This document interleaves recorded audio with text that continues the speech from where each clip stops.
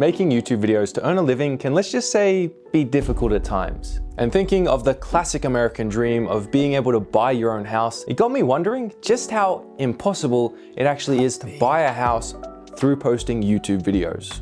Now, the reason why I'm making this video is because the number one thing I want to get out of a career on YouTube, aside from the fun and the joy I get from making these videos, is I want to be able to buy my mum a home. Seriously, the freedom, security, and the solid foundation that would provide to her would just be awesome. And it's also a way for me to say thank you to her for all the things she's done for me and for putting up with all my crap over the years. Now, I'm not 100% sure that YouTube is actually the best way to achieve this goal, but I kind of feel like it is for me. Despite that though, I still have a little bit of doubt. So my goal for this video is to squash that doubt like a dang mosquito and figure out exactly what it would take for a YouTube channel to earn enough to be able to afford to buy a house. And if you have a similar goal, this video is gonna be fun.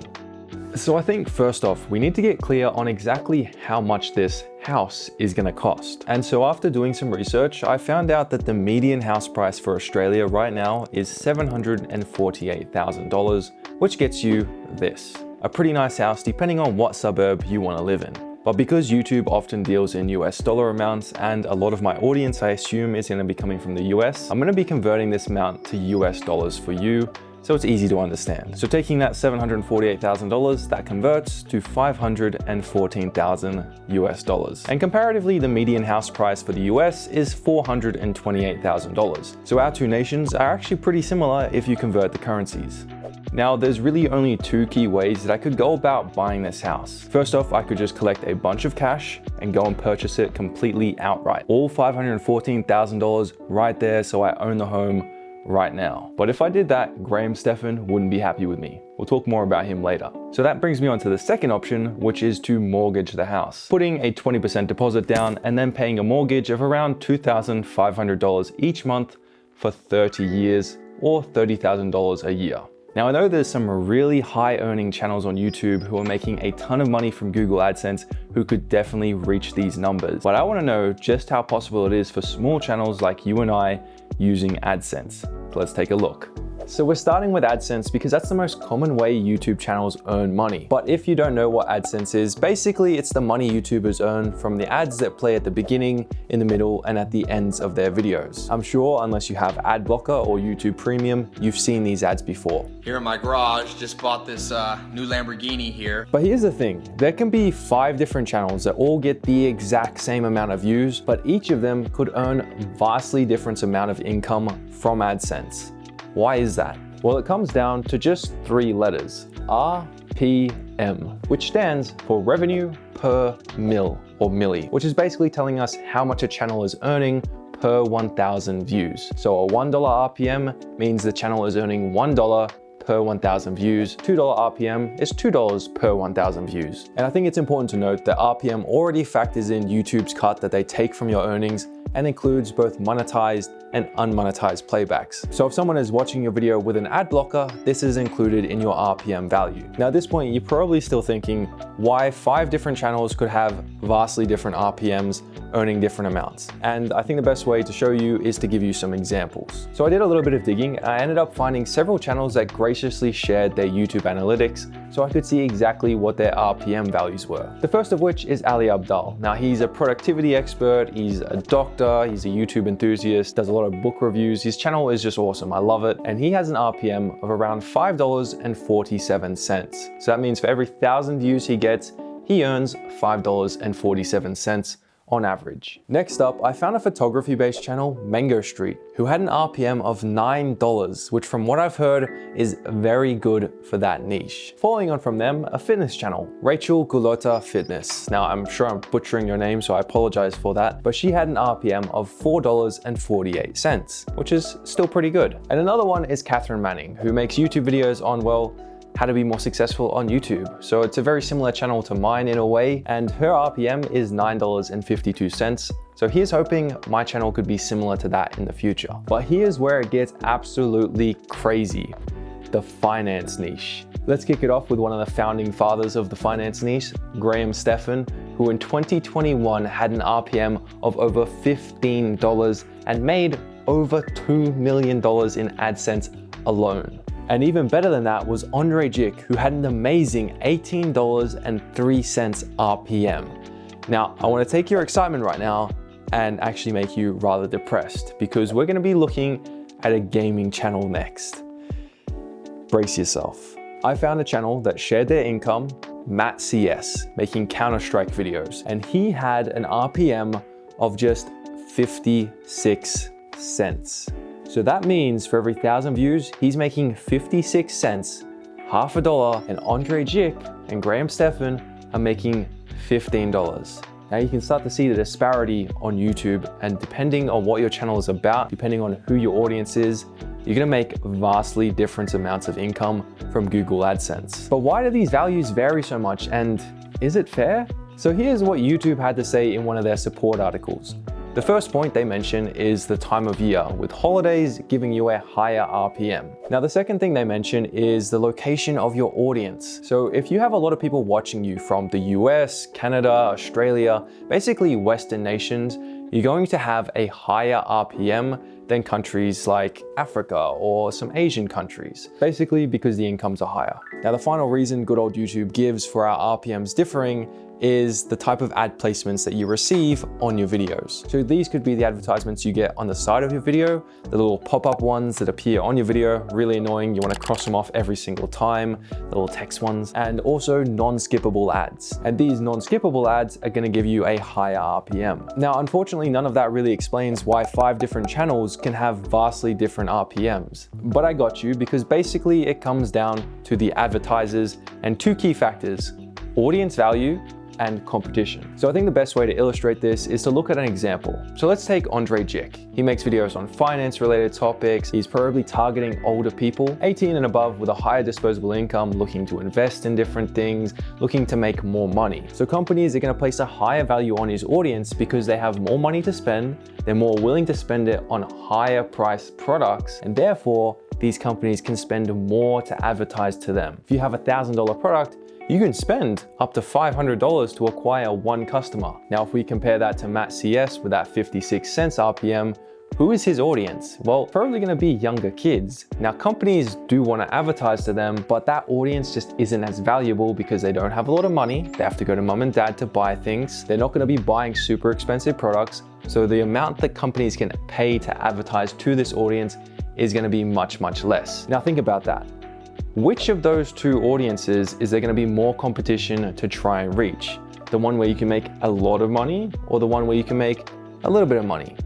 This one. And the competition between different companies to try and reach that audience also then drives up the RPM, because you have one company that says, look, I'm willing to pay $12 to get in front of 1,000 people on Andre's channel. Another company comes in and says, no, I'm willing to pay $13, then $14, all the way up until you get to that $18 point. That is the highest amount that a company is willing to pay to get in front of Andre's channel for 1,000 views. Now, there's one more thing that I think we should touch on, and that is that you have your channel RPM, which takes into consideration all the videos you post, how much money you're earning from them, and gives you your RPM value. But it actually changes video to video. And a classic example of this is Shelby Church. Now, Shelby made a video on photography tips, and this had a CPM of $1.63. Now, don't worry, this new value, CPM, it's basically the same as RPM, but it's before YouTube takes their cut. But if we look at another one of her videos on the CEO of a company, it had a whopping $17.03 CPM, almost $16 more. And really it comes down to just the topic and the audience that video caters for, how valuable companies find those videos. Now, there's actually one more thing I want to bring up, and that is your RPM is affected by how many ads you actually have in your video. That's why people suggest making videos over 8 minutes long, because you can then put mid-roll ads into your videos. You have one at the beginning, you have one in the middle, you have one at the end. All of a sudden now you have 3 ads in one video. So for those 1,000 views, you're actually having 3 ads in it, and therefore your RPM will increase. Why Graham Stephan has such a high RPM. So we finally kind of figured out how YouTube AdSense works. So let's see how that actually impacts these channels' abilities to purchase a home. Now, to make this interesting, I'm going to be focusing on just 4 of those RPM values.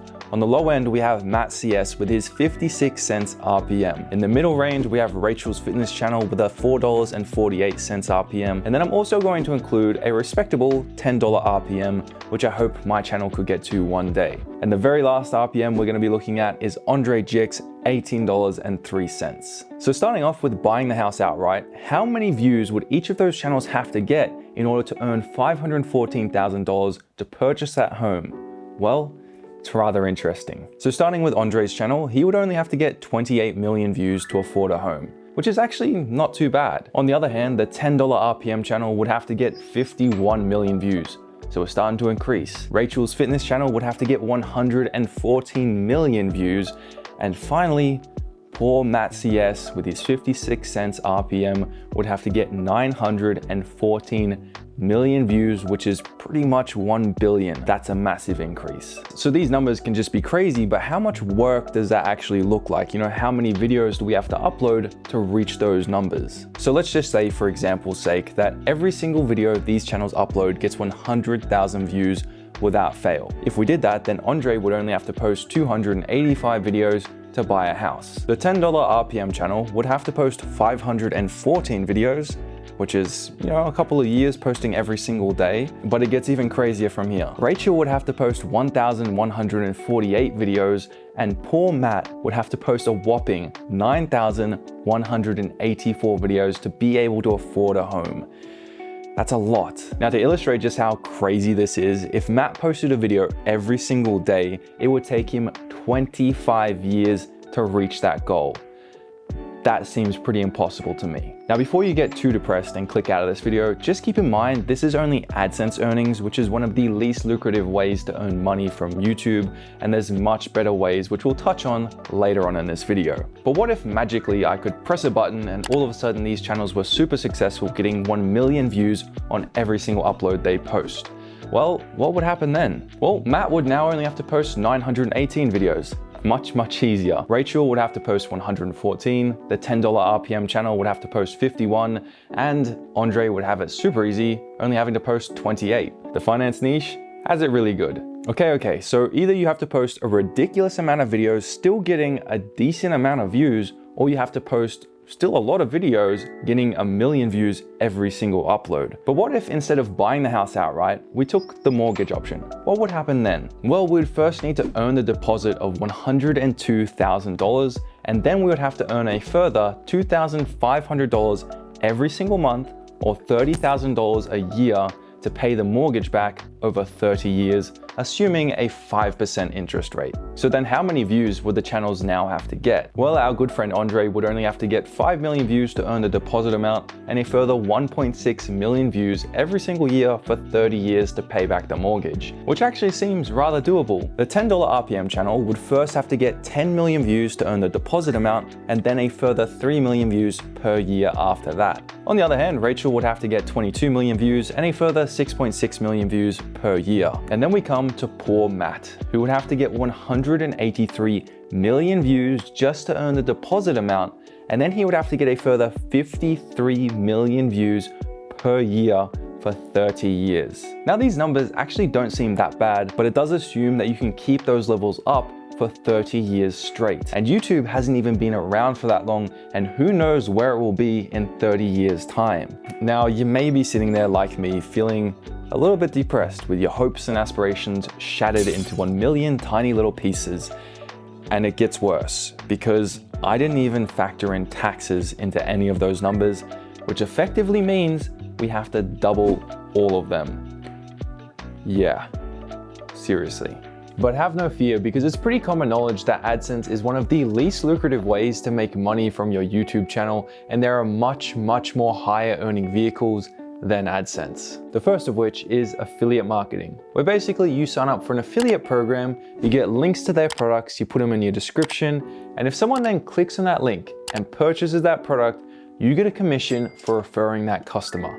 Now, this depends on which program you sign up to. I know, for instance, Amazon Associates, one of the bigger ones, has an 8% commission fee for books, has around 6 to 10% for electronic items like cameras and lighting gear. So it really depends on what you're referring for them. And for an even bigger one, you can look at Skillshare, which will actually give you a 40% commission all the way up to $67 for a new sign up. Now, this is a great way that we can all introduce a second vehicle to earn more money from our YouTube channels. And if you want an example, look no further than Catherine Manning, who made a whopping $125,000 in 2021 from just affiliate marketing alone. Those are some pretty darn impressive numbers, and it shows you just what's possible. Now, the second most common way that YouTubers make pretty big money is through sponsorships. Now, if you're like me, I'm sure you've noticed there's a lot more sponsorships happening on YouTube. Just about every other video has a sponsored segment or is completely sponsored by a company of some sorts. Honey, Skillshare, Audible, the list goes on and on and on. And if your channel gets to a point where a company finds it valuable enough to enter into a sponsorship agreement with you, you could be earning anywhere from a couple of $100s to a couple of $1,000s per video. And if you get in the big leagues, you could be earning anywhere up to $100,000 for just one video being sponsored by a company. Look no further than Mr. Beast or David Dobrik, who apparently gets enough from a sponsorship to be able to afford a Lamborghini for his friend.